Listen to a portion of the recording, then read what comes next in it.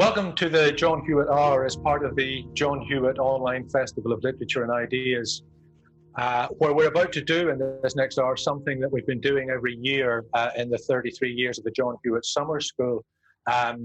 What we've been doing really in the 33 years since John Hewitt died, and what many of us did long before he died, which is to sit down and look at John Hewitt's poetry in detail and read some of it to each other and to all of you, and talk about what its implications are. And this particular time, we're not just talking about its implications in terms of perhaps the ideas that were around in the 50s, 60s, and 70s when John Hewitt was writing it, the problems that were around in the Troubles that inspired some of his writing, much of his writing, or indeed the landscape of the Glens of Antrim, which inspired a whole section of his writing and of his thought about how we live together here in Northern Ireland. Nor are we particularly talking about how much he inspired that famous poetry renaissance that I think the whole world knows about, the generation of Seamus Heaney together with Michael Longley and Derek Mahon, and his sort of father figure role to the next generation of people like Gerald Dawe, Paul Muldoon, Tom Pollan, Kieran Carson, and of course Maeve McGuckian. So Hewitt's whole role in the North, there's so much that we've discussed over the years there. And we're going to talk about him in terms of how he certainly was responding to crises through the 30s, the 50s, the 40s, 50s, etc., and through the 70s, our own kind of crisis.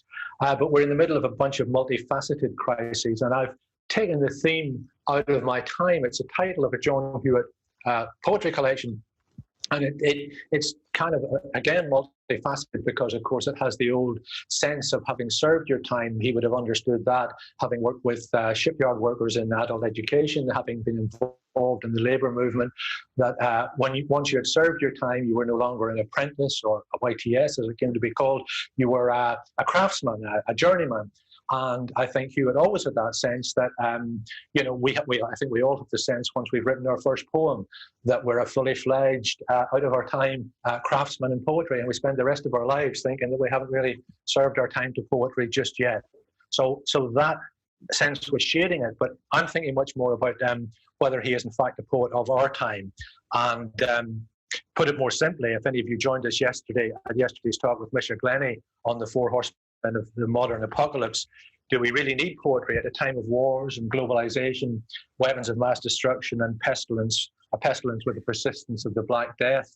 So in terms of looking at John Hewitt's poetry, do we really need not just poetry at this time, but poetry from a poet who was liberal, secular, non-sectarian, humanist, pacifist, anti-nuclear, and passionate about equality, integrity, tolerance, community, education, and the arts? It's a rhetorical question. I believe we absolutely do, and I imagine our guests, whom I'm going to welcome in a moment, believe too that John Hewitt is as much needed today as he was in his own time, and that this is his time.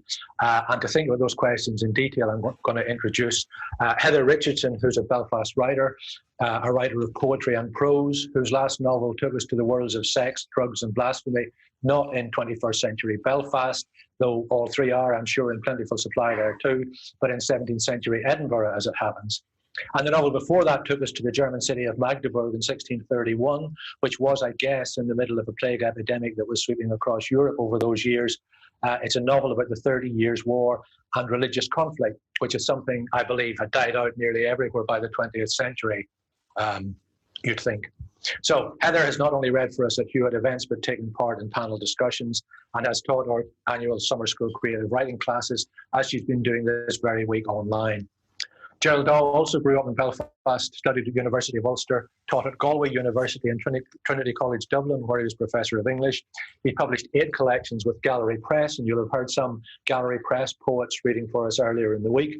He edited the poetry magazine Crino, edited with Jack Foster the proceedings from the first 3 years Hewitt Summer Schools under the title The Poet's Place.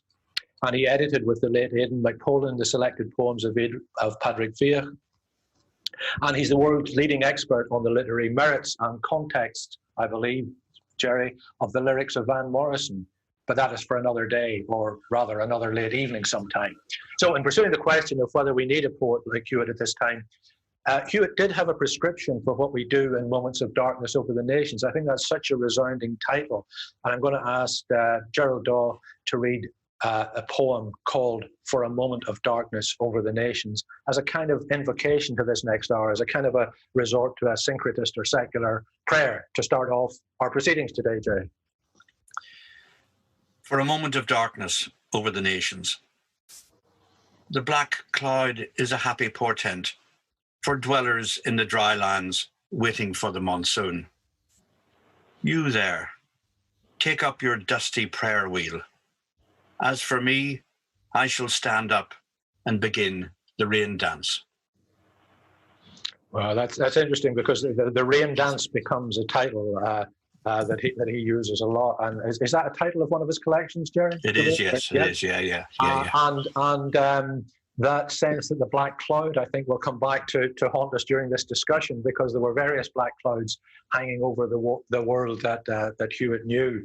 I don't know what you think he's doing in that poem, Jerry. Do you want to tell us a little bit about it? Well, I think it's a wonderful piece. And in a way, it's uncharacteristic of the way we think of Hewitt. I mean, that last line, I shall stand up and begin the rain dance. I mean, the notion of John Hewitt doing a rain dance is, it's quite an invocation. But he did have these identifications with minorities, with ethnicities throughout his life as a writer and as a poet and as an activist. What always strikes me, and I've been rereading Hewitt's poetry this last week in anticipation of our conversation, and what struck me so powerfully this time round, reading the selected poems, is just how there is no division between his political self and his writing self. So many of the poems come out of a political consciousness, really from the very beginning. And there's a kind of false separation, I think, has taken place, where people talk about Hewitt, you know, the country poet, the rural poet, the city poet, this poet, that poet. In fact, in many ways, Hewitt is set central for the current discussions that we're having, that has always happened around the Hewitt Summer School, and that maybe has drifted off the agenda a little bit in Northern Ireland. But now, with all what's happening, Brexit, the pandemic, the sense of reimagining liberal democracy throughout Europe, the influence of Trump in America as, in quote, leader of Western democracy, the rise of a form of fascism or extreme nationalism in Poland, in Portugal, in Turkey. I mean, there really is no poet in our tradition in Ireland who addresses or is part of those discussions in the 21st century, even though he was very much a 20th century man. So in a way, Hewitt, the poet, is, as I just suggested, indistinguishable from the activist himself and Roberta were, as you know, very active in politics in the 30s. I think that's quite an opening that takes us. I took the whole world in there into Hewitt's poetry, which is kind of what I'm looking for. I was sort of thinking, having listed all those things, we're already in a hole. We're going to keep digging for the next hour and get right down into all that.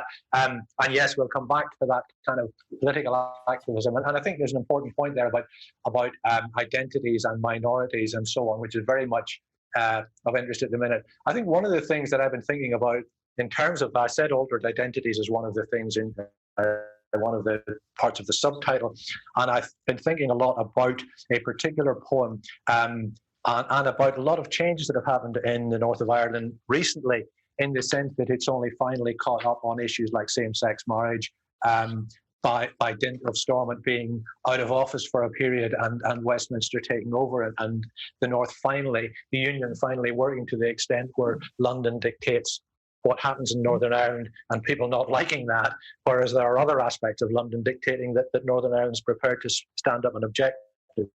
But I was interested in that, the whole progress of, if you like, personal morality and identity and how people live their lives and so on. One odd thing in Hewitt's story is, I mean, he was progressive, so he was in favour of all sorts of reform. And in 1975, 8 years after homosexual law reform came in London. And I'll come to you in a minute, Heather. So I've got a poem that I'd like you to read in a second. But he has a poem called As You Like It, about being at a reform meeting for homosexual law reform, which didn't come in for another 7 years after this poem. So we were 15 years after the mainland, as people refer to it in terms of the Union. So that was a kind of a strange poem in which, using As You Like It, he actually goes back to Shakespeare and the whole question of cross-dressing and identities and so on. But I thought, even in terms of the 70s and gender equality and Sex Discrimination Act and so on, I started looking at Hewitt and those rather beating himself up poems he has in Sonnets for Roberta, in which he feels in their relationship he's taken a typical male role that's kind of male-centered, self-important. Perhaps that is as a male, perhaps that's as a poet. And thinking along those lines, Heather has kind of countered that in terms of various poems that you've talked about, that he's got, if you like, strong women in those poems. So maybe my view has been prejudiced by his own beating himself up, has it? Well, I don't know. I mean, I noticed, throughout Hewitt's poems, apart from the ones to Roberta, women tend to feature only either as wee girls or old woman in black, and those are the two versions of the female that generally appear, which is kind of why I was interested in the poem that I've chosen, because it did seem to be a little bit different from those kind of, nearly sort of slightly archetypal female representations that you see in a lot of his poetry. So shall I read the poem now, Cahal? Yes. Mary Hagan, Island McGee, 1919. She wore high sea boots and a wave-doused skirt, a man's cloth cap, a jersey, her forearms freckled. Wind roughened her strong face. With the men, she hauled the boat up, harsh upon the shingle, and as they hauled, they called out to each other, she coarse as the rest. A skinny 12-year-old, pale from the city, watched this marvellous creature, large-eyed, from my sun-warmed boulder. I cannot remember her at any time tossing the lapped hay, urging home the cattle, or stepping out on a Sunday. She exists in that one posture, knuckles on the gunwale, the great boots crackling on the bladder rack, one with Grace Darling, one with Granuaile. Yes, that's quite interesting, because, of course, Granuaile is also, Grace O'Malley, as the Pirate Queen, is also an image of a strong woman in Irish history. And when you mentioned that, I mean, I haven't quite seen it summarised as that before, but you mentioned at the beginning they're either little girls or they're older women in black or in shawls or whatever. That's quite interesting, because those seem to be two fairly common tropes in Irish poetry. It's almost as if Mary O'Hagan was a one-woman answer to W.B. Yeats and the Aisling, in which the aged woman of the old crone of Ireland, the Hag of Beara, suddenly turns into a beautiful young maiden walking down the road, and John Hewitt is having none of that. Do you think there was a positive reaction to the tropes of Irish poetry there? Yeah, I mean, I think it's interesting that this is obviously, we're assuming that it's based on a real person that he saw as a child, and I suppose that's always a bit of a leap, isn't it, with poetry? You can't assume it's documentary, but it's the idea that this as a young boy at quite an impressionable age, that this sort of amazing and slightly terrifying, but very impressive female figure really kind of, impacted upon him. And I guess at that stage, we don't know how much he would have known about, Grace O'Malley or whatever, but, it is interesting that that is coming through as this very kind of powerful memory. And she's very real compared to those slightly ethereal little girls and old women in black that pop up in a lot of his other poetry. Do you think, to an extent, Jerry, he rejects traditions of Irish poetry like that, as Ireland is the poor old woman? I'm not so sure he rejects them or would have been writing against them, as we say. I think there is a class quality to some of these poems. in the sense that, you know, we mustn't forget he came from a politicized, albeit, but a sedate middle class background from Belfast, and the kind of interface between that world and the world that he depicts in Mary Hagan, Isla McGee, 1919.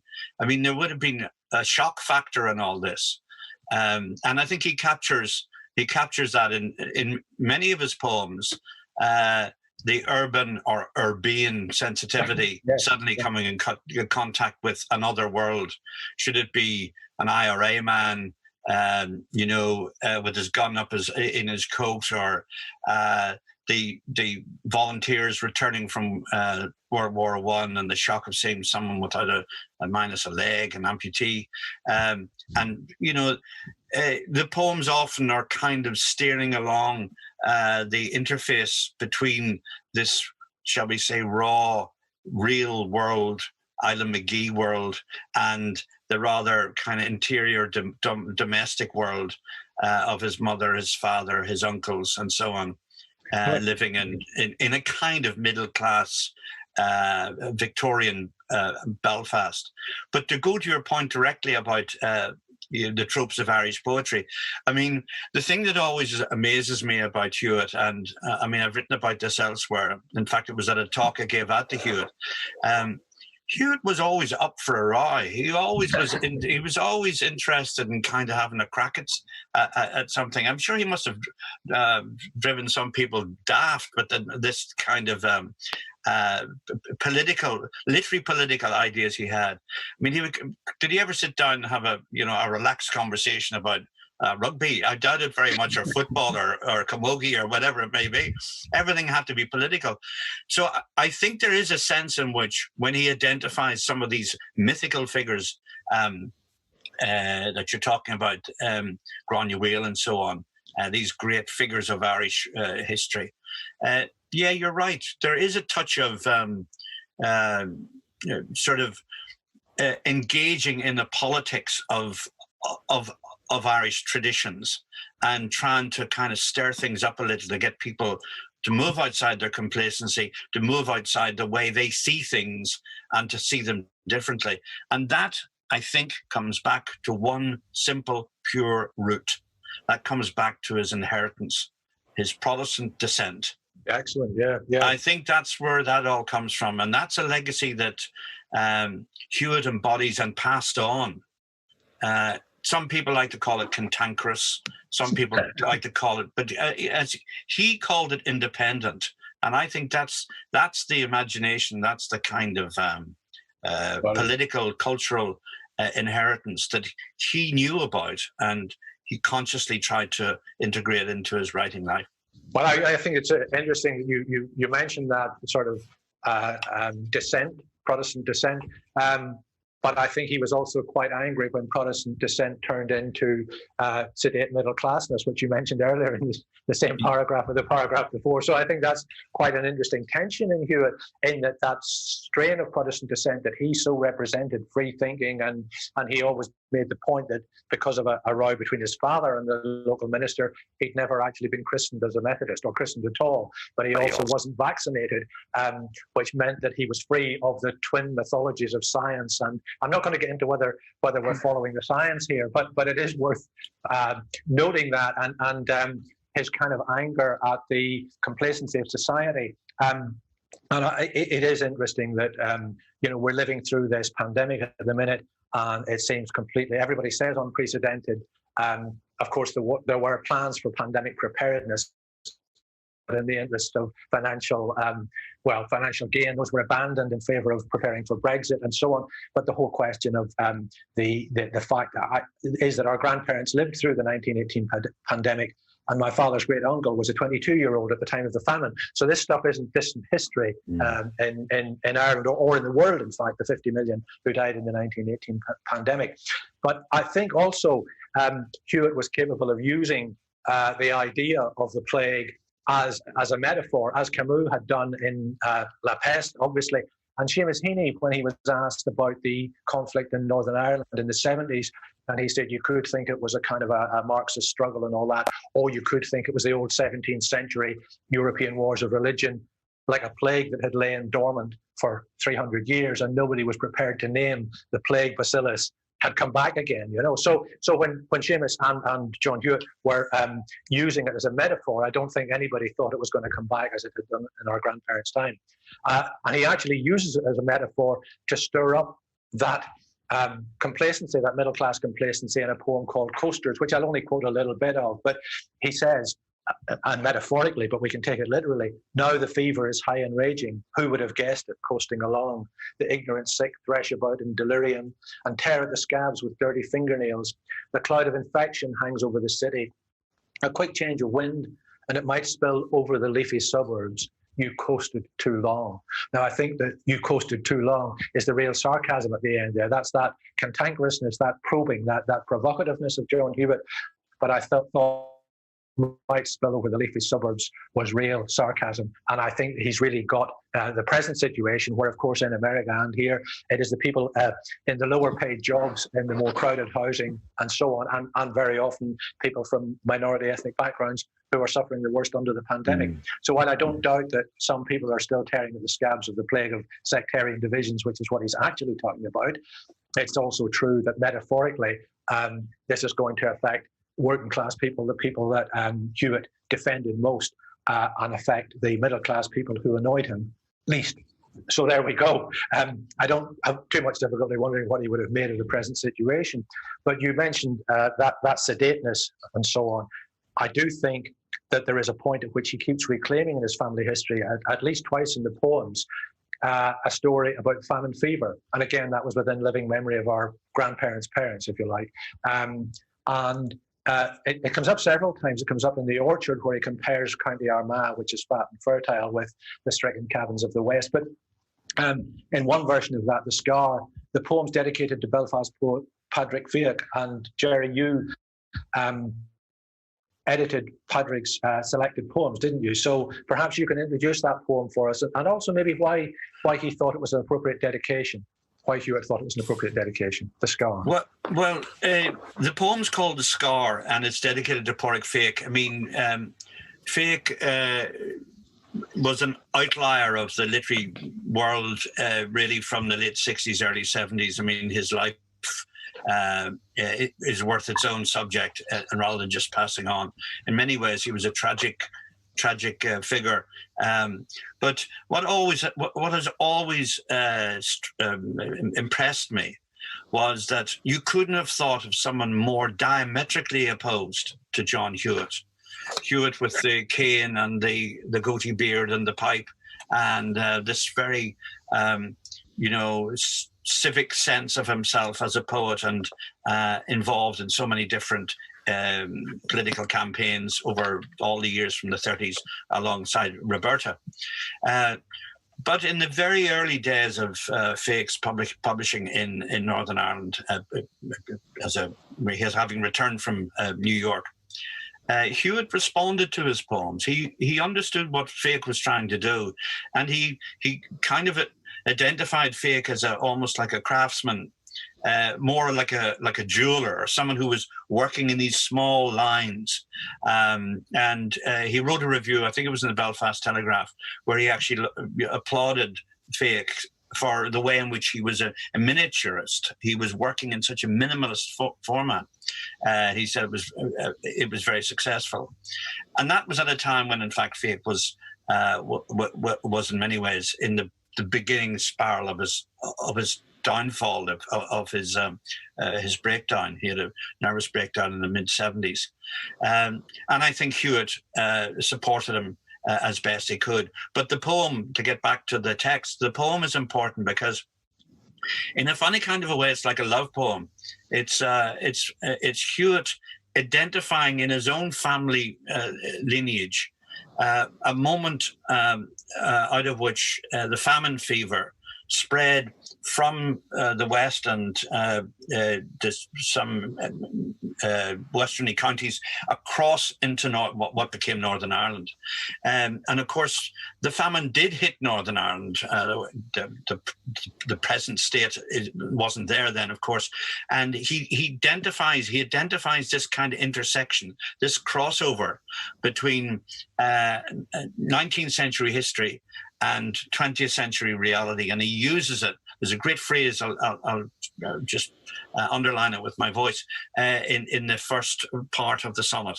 So it's called A Scar, and it's for Porrick Féach. There's not a chance now that I might recover one syllable of what that sick man said, tapping upon my great-grandmother's shutter and begging, I was told, a piece of bread. For on his tainted breath there hung infection, rank from the cabins of the stricken West. The spores from black potato stalks, the spittle mottled with poison in his rattling chest. But she who by her nature quickly answered, accepted in return the famine fever. And that chance meeting, that brief confrontation, conscribed me of the Irishry forever. Though much I cherish lies outside their vision, and much they prize I have no claim to share. Yet in that woman's death I find my nation. The old wound aches and shows its fellow scar. It's almost Shakespearean, isn't it? I love the fact that he uses the old spelling of shows, S-H-E-W-S. Yeah, it's almost as if he's honouring another kind of, could you almost say, Elizabethan tradition in some of the language that he uses. But I love the way you pointed out that there's not a chance now that I might recover. I've never read that line in my head, end stop, without going on to recover one syllable of what that sick man said, as we do. But so he's trying. There's no chance now that he might recover from his Irishness. He's been contagioned with it. He's been infected with it forever. I mean, I hadn't really seen it that clear reading before, and I think what's interesting about that is another question that's been around over the past few months, and something I've been hearing quite a lot about. Interestingly, the idea that when it's something like famine or COVID-19, borders aren't much use, and having gone to great lengths to remove borders, remove trade borders, remove political borders, remove checkpoints at borders, there was a sudden desire for some control if Northern Ireland and Ireland were going to be operating on two different sets of instructions, one from Dublin and one from Westminster.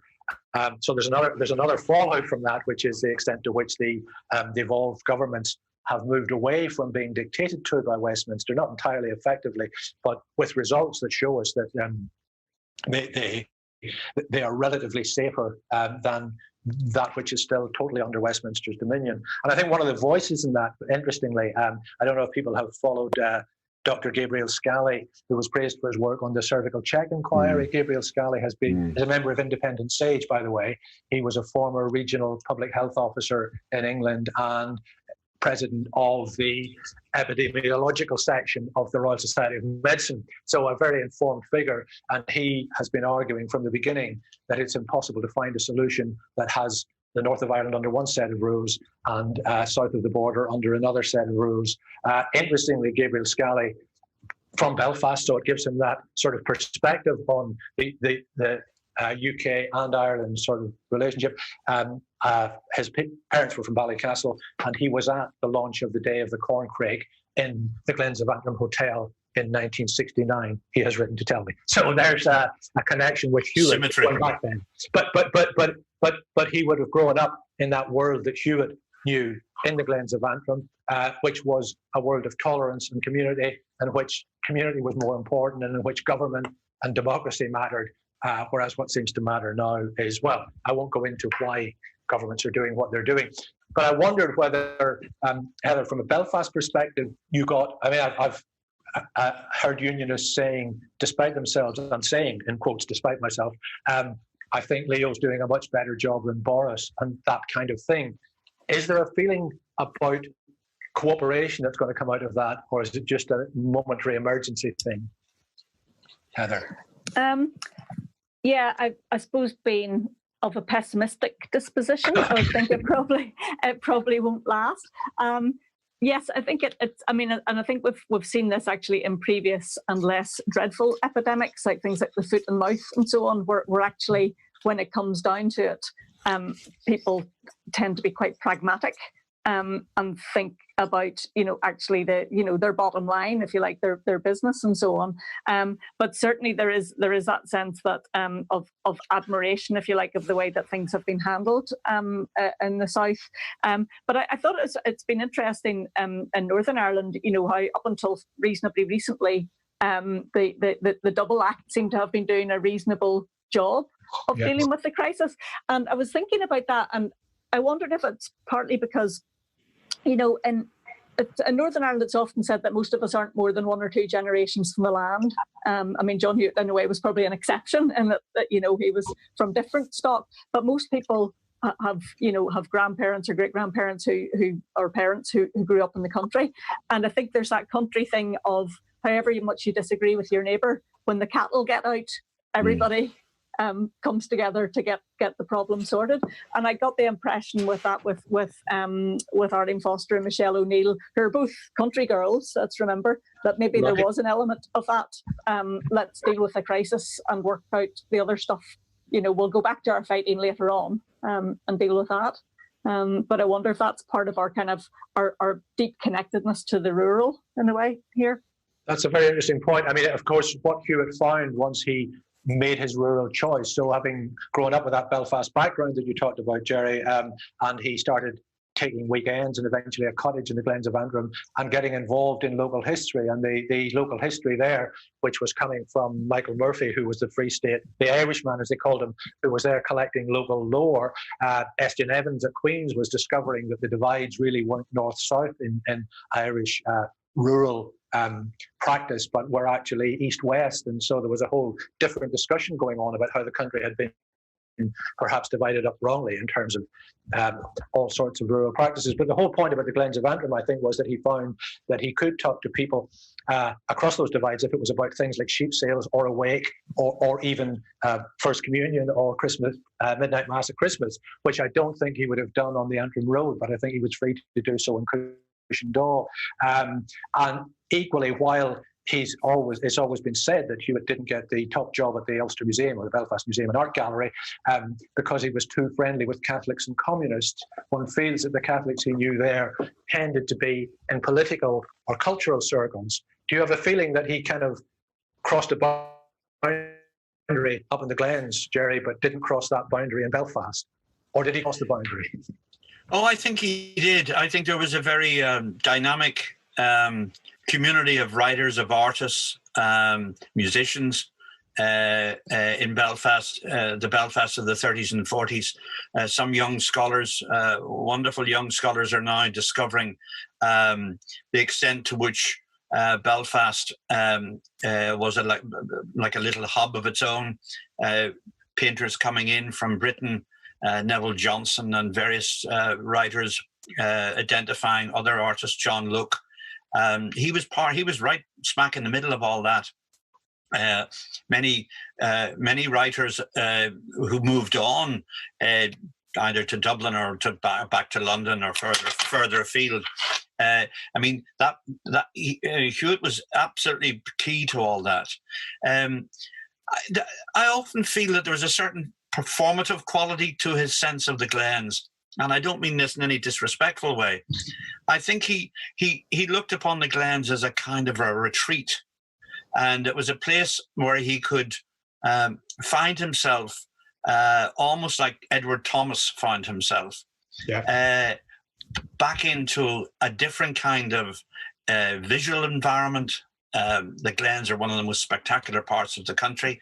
It could have been Connemara, it could have been Bloody Foreland, it could have been Kerry, it could have been Cork, it could have been Sings, Wicklow, but it was the Glens. And I think that more work needs to be done about the way in which the Glens operated in the imagination of a generation of women and men artists and writers. It became almost like the kind of Cape Cod of Irish writing. And there was a lot going on there. I mean, I think he could make contact with Catholic neighbours in a kind of freer kind of way than the heavily policed or political environment of Belfast. And no one was looking over his shoulder in the glens of Antrim. He could be himself in a way that he wanted. He wanted to be an Irish writer from Belfast, and the mediation of that was that wonderful part of the northern coast. So in a way, he could kind of become himself there, and he's both himself and Roberta. I think probably more Hewitt loved their time there. It was a key to it opened up his imaginative life. I don't know. I don't know enough about Roberta's. I haven't read the journals to know exactly how she felt about it. Was she part of a project that she hadn't 100% signed up to? I get the feeling. I met her once or twice, and I can't see her ever turning around saying, "I'm not." I'm doing that against my will. So I can kind of say she obviously enjoyed being there. But it is an interesting project or idea that you've brought up, the extent to which the glens functioned as a kind of, shall we say, a neutral space for him, for his imagination. Yeah, kind of neutral in one sense. But he did know the level on which people accepted him, which was that of the welcome stranger. He actually gets involved in cutting sheaves with people, but he realizes he's not quite as practiced at it as any adept, quite as adept.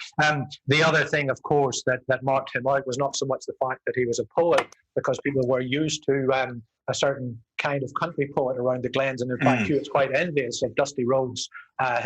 One of his poems is actually called Envy, because everybody around every fire knows Dusty Rhodes' poems, and they won't, Hewitt thinks, know his maybe in 100 years. Well, we'll do our best to make sure he's at least as famous as Dusty Rhodes, another Ballycastle man there. But that whole idea of being accepted, not accepted, getting involved in things, certainly getting involved in the Historical Society was relatively easy, and the Historical Society went on to publish his Poems of the Nine Glens, which is a kind of very interesting point in his career. But the other thing it has to be said about John Hewitt was he stuck out like a sore thumb, not simply because of the cane or the cravat, but in summer he wore shorts. And nobody in rural Ireland wore shorts in the 1950s.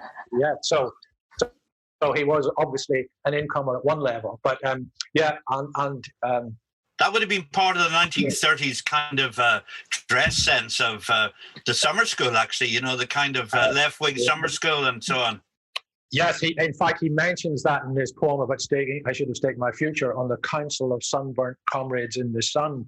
And he's talking about those left-wing summer schools in Essex, in which he met people like E.P. Thompson and so on. So there is constantly that. Everything you've got to say about Hewitt has you mentioned the painters, but of course Stanley Spencer became a great friend, visited him. Stanley Spencer had a brother who taught music in Belfast, so he came over quite often and he painted his niece. I think the painting's possibly in the Ulster Museum. And so when Hewitt moved to England, he had already ready-made contacts, not just through the art world, but and he visited Spencer and Cookham and so on. So there's a whole lot coming from that. But I think Roberta did enjoy the kind of court that they had at Cushendall, that lots of Belfast people came to them because they were the ones who had a base there, as opposed to people who merely drove down for the day and went back. So I think that was a welcome sort of part of centering their lives. And there's quite a detailed account in Bill McCormick's biography about all the people who came and visited and who went over to Cushendall and who went here and there. So it was very much part of their lives. But I think and more so, of course, once he moved to Coventry, because once he didn't get that top job in the museum and he was living in Coventry, the glens became even more desirable. And we'll come back to that sense of exile. But before we do that, I mentioned in the title of this piece, COVID, Brexit, and so on, and shifting borders, altered identities. I don't want to get into whether the border ought to be in the Irish Sea or ought to be on land, and whether there will be checks or paperwork. I think you're supposed to throw the paperwork in the bin according to current Prime Minister. But I think it is worth looking again at John Hewitt's famous hierarchy in which Europe played a part. And I don't say that has gone necessarily because of Brexit, but what Hewitt said very specifically was, I'm an Ulster man of planter stock. I was born in the island of Ireland, so secondarily, I'm an Irishman. Secondarily, but fair enough. I was born in the British archipelago. Again, we don't all agree the terms here, but I was born in the British archipelago and English is my native tongue, so I am British. The British archipelago are offshore islands to the continent of Europe, so I'm European. This is my hierarchy of values, and as far as I'm concerned, anyone who omits one step in that sequence of values is falsifying the situation.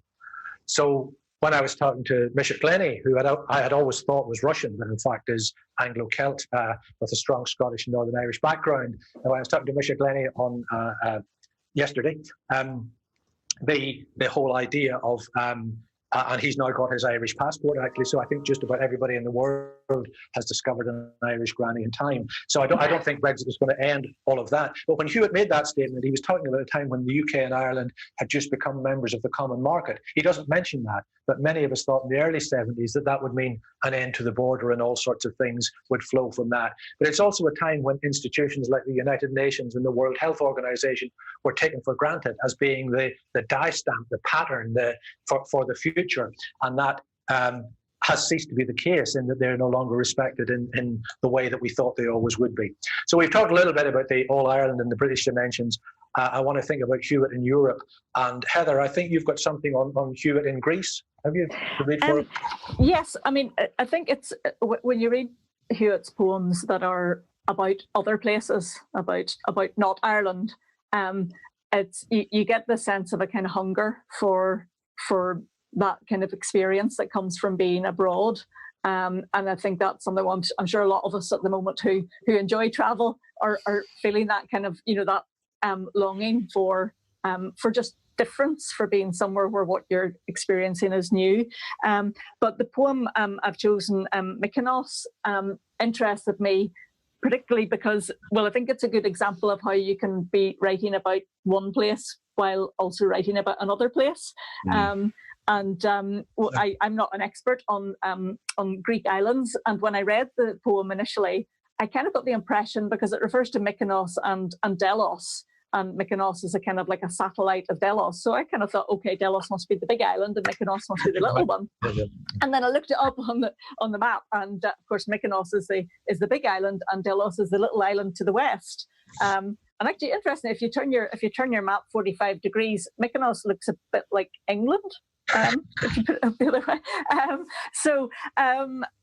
And I thought that in this again, just so much of what he seems to be talking about and addressing it's a kind of a blending of places, because obviously there's the kind of the literal description of what he's seen in these two Greek islands, but also there's you can interpret the descriptions of the islands in different ways. If we're thinking about a Britain and Ireland situation, that actually you can kind of be switching about what it is that he's talking about when he's talking about each one, and so there is that sense that how we pretend to perceive other places is quite it kind of gets layered on top of the real perception of a place. I noticed as well that he really seems to like the word gunwale. It appears in this poem as well.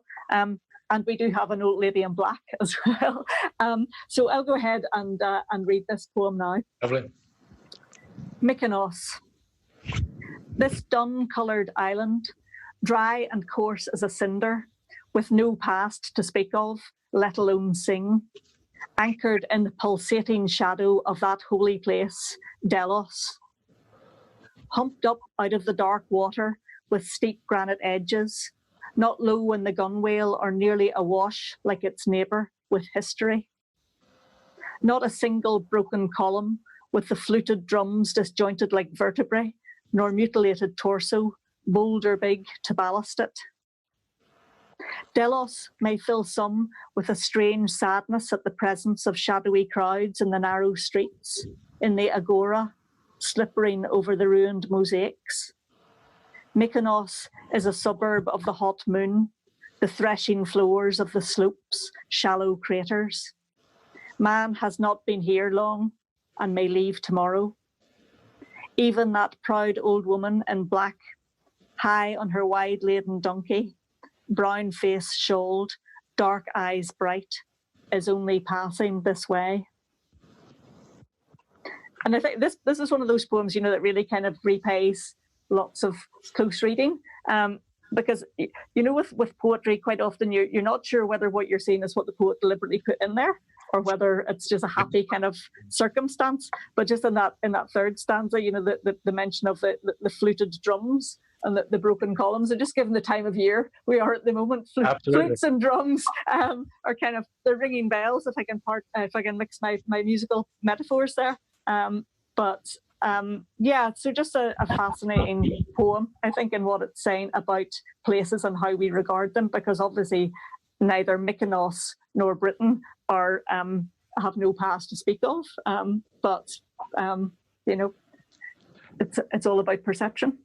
Yes, I mean, one could counter that with the idea, though there was an idea certainly common in 19th century Britain that Ireland had no past to speak of, and there certainly was the idea in conquering America that it had no past, no settled society to speak of. The idea that, and I'd say this with due deference to Jerry as a professor at Trinity College, but a professor at Trinity College could say that Ireland had no literature, no Gaelic literature. Is that right, Jerry? Are you aware of that slur by one of your predecessors? Oh, they're long gone now. Good, okay. So, but I think it's very hard to see whether Hewitt is on some deserted Western island like Inishmaan or Aran and sort of the Aran Isles and coming up with this sense of it, because the suburb of the Hot Moon could certainly be Inishmaan, and he's moved away from where the history is and where the crowds go and where the tourists go, because I think there's always a sense wherever we go that we're not like those tourists who've gone there, but the kind of the fluted drums is brilliant, and I've never spotted that before. He has a go about flutes and drums somewhere else, in possibly in Freehold, but and again the proud old woman in black. So these are themes that follow him. If I can come in on this, I think that's a wonderful poem Heather selected. It's one of my favourite. And one of the things that strikes me about, there's two things that come to my mind. One is Hewitt always believed in ordinary vernacular culture as being its own value, its own resource, its own power, its own art, from the rhyming weavers all the way through to craftsmen and so on. I mean, it was a key element of his intellectual his sense of himself and of art. But the one thing I think he was always conscious of is how it could be manipulated for political gain. And the next step, as we know, is the sectarian use of vernacular culture, either one way or another. So I think he was always on the out. He was sensitized. He was always aware of when he traveled, and he traveled a lot, an awful lot. He was always aware of how it paid back into his sense of Northern Ireland or Ulster or his sense of the North. That's the first thing. I think the second thing that's relevant to him is there was a period of time, I think, when Hewitt was patronized or sort of was considered to be a local writer. And these poems, like Mykonos that Heather's just read, that it points to the fact that this was a man hugely aware of other cultures, other literatures, other non-English cultures, what was once known as East European, the poems about Poland, about Hungary, and so on. But also his travels, he always brought back from those travels a kind of an imaginative gift, a poem or two that in some way drew from the well of those other cultures. And I think that needs to be restated, because in some sense there's a feeling as if Hewitt's generation of artists, all those men and women, painters, writers, and so on, were in some way locked in. They were provincial or parochial, and they certainly were not. I mean, these were people who were very aware of modernism, new styles of writing. They could marry these interests between a folk artist, a tradesman, a craftswoman, and the great, changes that were taking place in the 20s, 30s, and 40s in Europe in the painting and music and so on. It just occurs to me, listening to Mykonos there, that it actually opens up that whole discourse, that whole discussion about the fact that Hewitt should not be patronized as being a local writer, and that it took another generation to liberate Northern writing into a cosmopolitan sense of the world. He actually was there already. Right. Yeah, I mean, I think your point there is often, people will often make the point about Seamus Heaney's relationship to, say, Eastern Europe, to the Czeslaw Milosz and so on, and as if that was a completely new thing. But of course, Hewitt was already having conversations in Hungary, is the title of one of his poems. One of the things I think was not just an exposure to contemporary art in the mid-century, which I think is quite important in terms of his relationship to Europe. It was also his justification for being in Europe quite so much, but also his discovery, in a sense, that in places like Poland, girls going to First Communion in their First Communion dresses was exactly the same ritual as it wasn't. Call it a folk ritual, call it a religious ceremony. It's got elements of both, but it was exactly the same as it was in Cushendall and the Glens. And also being touched in a way. Now, there's a curious thing with Hewitt in his relationship with Catholicism, in terms of his constant interest, his sense of being outside it, his sense of having been brought up to distrust it. I fear their creed and all those things, but also his interest. And I think that interest is quite strong with Roberta, and some of their friends became Catholics, and they debated the pros and cons of this. It was very much a thing for intellectuals to do at that era. I mean, most ordinary folk only change religion when they marry somebody from the other side, but it was quite a thing to discuss then, as it was in English society, by the way, at that time as well. It was one of the forms of dissent, was to move away from your English Protestant background, and if one thinks of Anglicans as Protestants, which I have some difficulty with as well, but that whole process. But I think that his interest works in two ways. He goes into a little seaside church during the war somewhere in Northern Ireland and lights a candle, looks at the garish art, and then lights a candle, and something tells him afterwards that he should have stayed, and something might have touched him until he prayed. In other words, he might just have accepted that there's something in this, if you like, not literally Catholicism, but something in the prayers of the poor and those lighted candles. And he has a similar experience, but in Venice, where he's looking at the most magnificent art of Europe. So he was able to take both of those things, the kind of art of poor Catholic churches in the north, and which were nonetheless still a contrast to the sparse and more Spartan Protestant Church of Ireland Presbyterian churches in the north. So he's got a very European view in that, and his travels in Hungary, Poland, and so on. I'm interested in a particular poem, we've talked about this, Jerry, about Et tu in Arcadia Vixisti. Growing up, of course, it was years before I discovered that Arcady and the woods of Arcady are dead and so on, that the Arcadia wasn't just a ballroom in Portrush, although Samuel Beckett in his golfing days went to dances at the Arcadia ballroom in Portrush. So it was. I didn't know that. It was around for a long time, yes. So did I know the Arcadia ballroom. I did my exams there, I think. And I think I saw the small faces there. I could be wrong. Wow. My mum and dad went to dances there back in the 40s and 50s.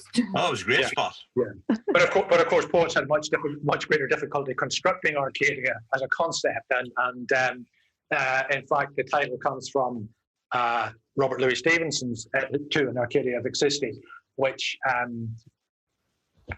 he wrote in Bournemouth, but there you go, which lists all the places in history that were beautiful places that people had been forms of Arcady. And Hewitt does it in a fraction of the number of lines and with a very personal memory. So I think it's just an amazing poem. If you'd like to tell us about it. I mean, I suppose if there is a favorite poem of Hewitt's, of mine, I think this is it.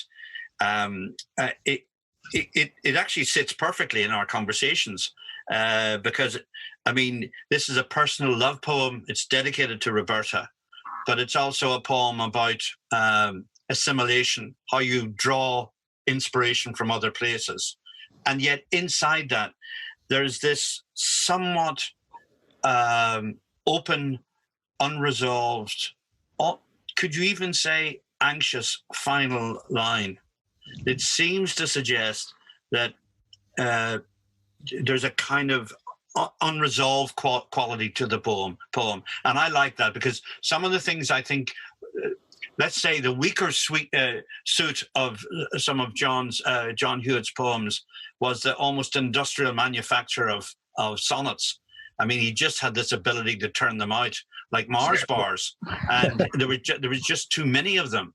But and he'd kind of click them, like a snuff box. He'd click them closed, whereas there's something open about the end of this. You woke me rising, this in Paris once. I watched you stepping 30 years ago to the long window. Many such we've since unshuttered back from narrow streets below.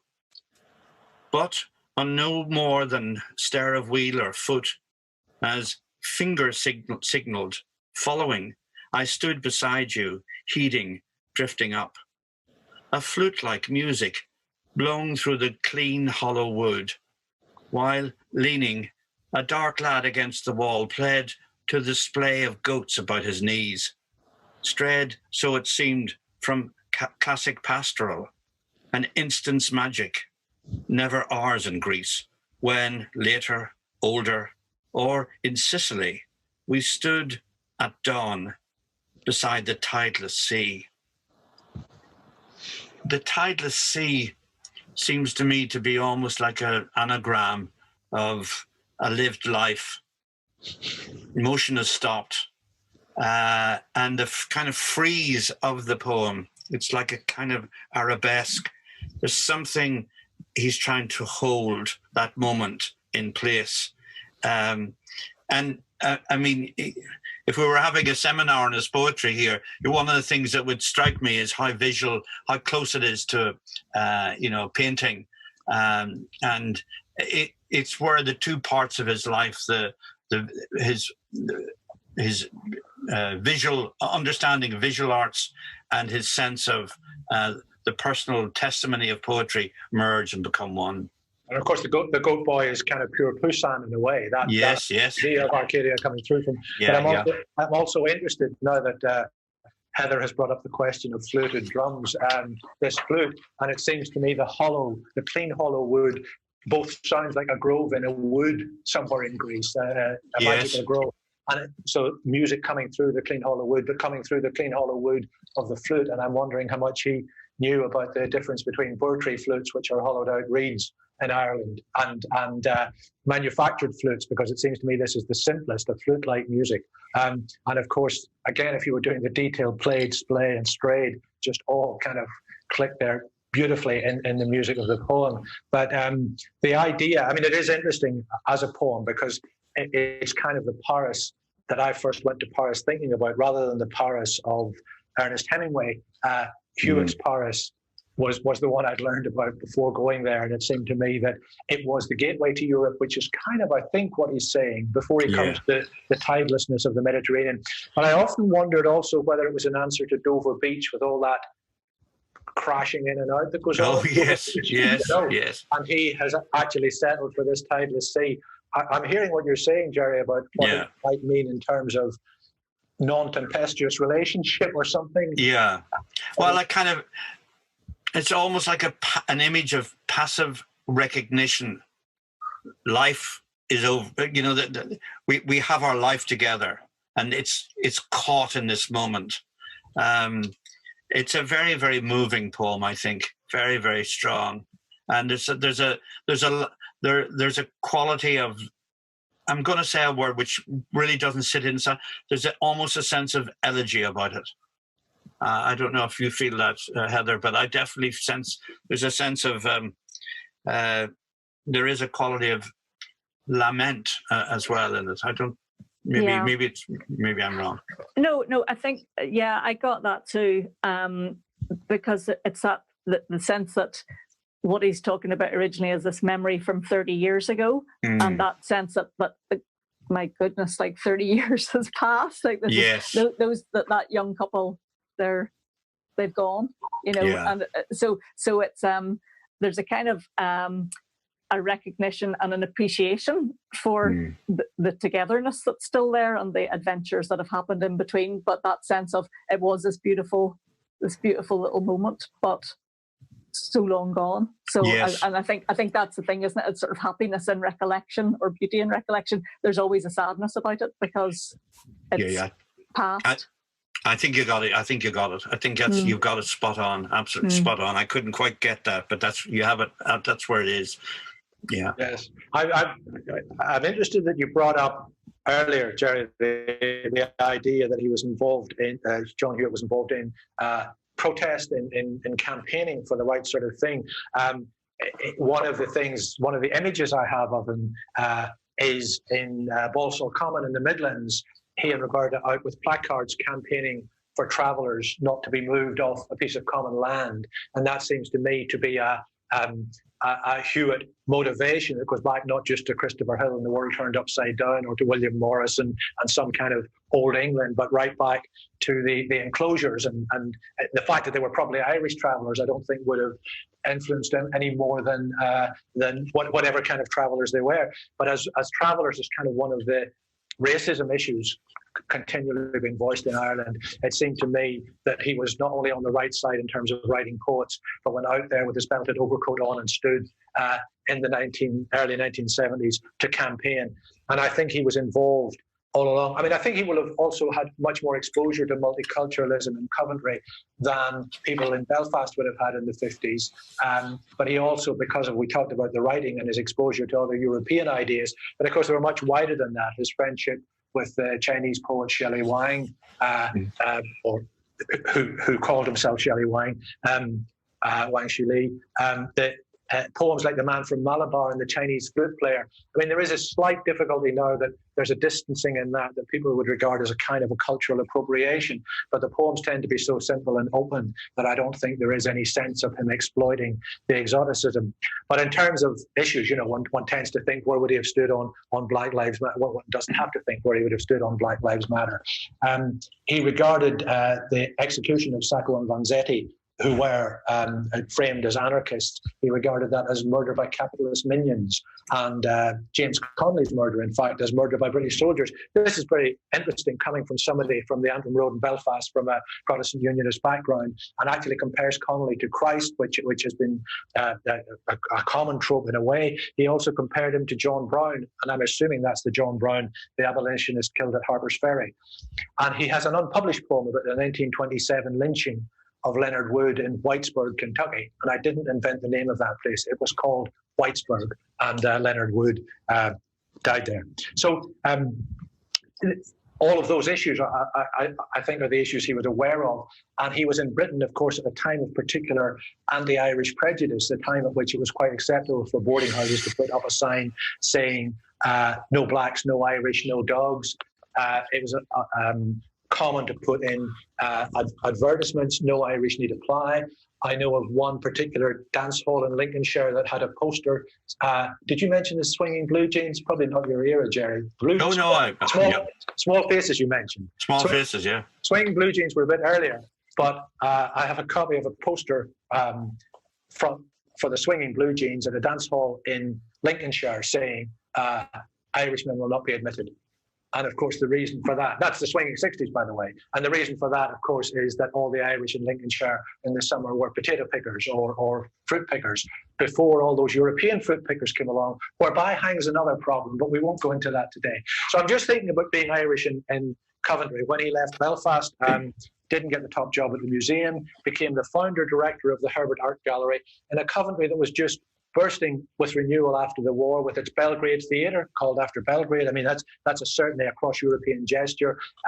With the new cathedral being built, with Graham Sutherland's great windows in the cathedral, with Hewitt having the freedom to create an art gallery with work by people that he knew, with Irish artists and artists from the north of Ireland, able to do what he liked there. And there was a sudden exuberance about all that.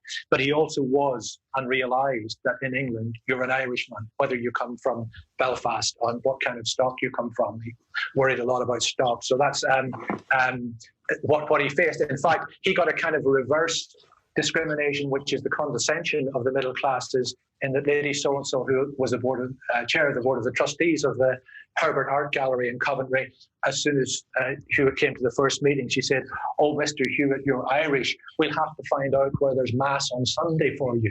So John Hewitt should have answered, as Beckett would have done, au contraire. Yeah. So Hewitt experienced being Irish in Coventry in the late 50s through the 60s.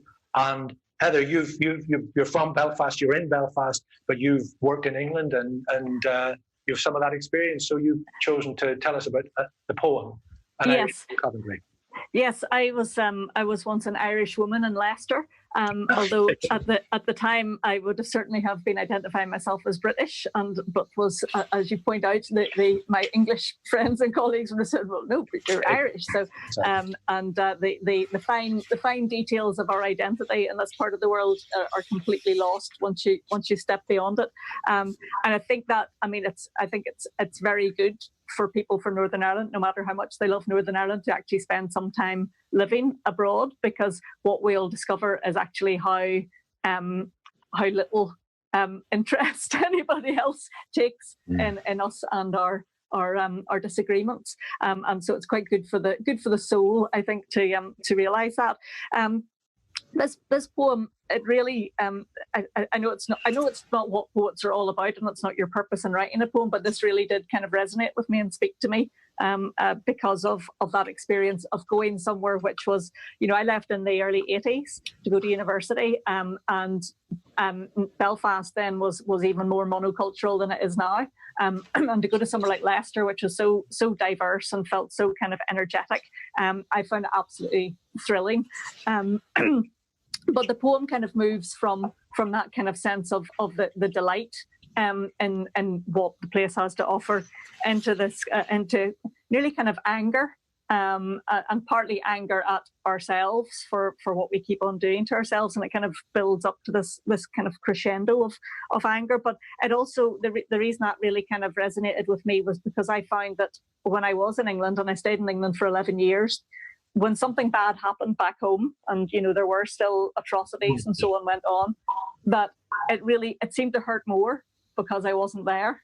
And I think it's that sense of the place, you wherever your own place is, it kind of gets its hooks into you, and it's very hard to ever, I think, shake yourself free of that. So I'll read the poem now. An Irishman in Coventry.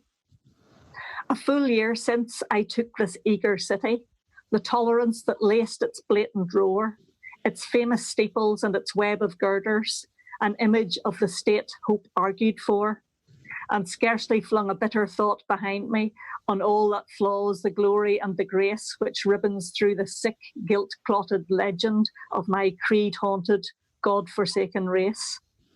My rhetoric swung round from steel's high promise to the precision of the well-gauged tool, tracing the logic in the vast glass headlands, the clockwork horse, the comprehensive school.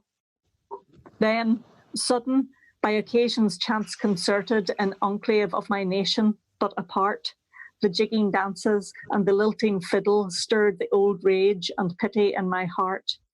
The faces and the voices blurring round me, the strong hands long familiar with the spade, the whiskey-tinctured breath, the pious buttons called up a people endlessly betrayed by our own weakness, by the wrongs we suffered in that long twilight over bog and glen, by force, by famine, and by glittering fables which gave us martyrs when we needed men, by faith which had no charity to offer, by poisoned memory, and by ready wit, with poverty corroded into malice, to hit and run and howl when it is hit.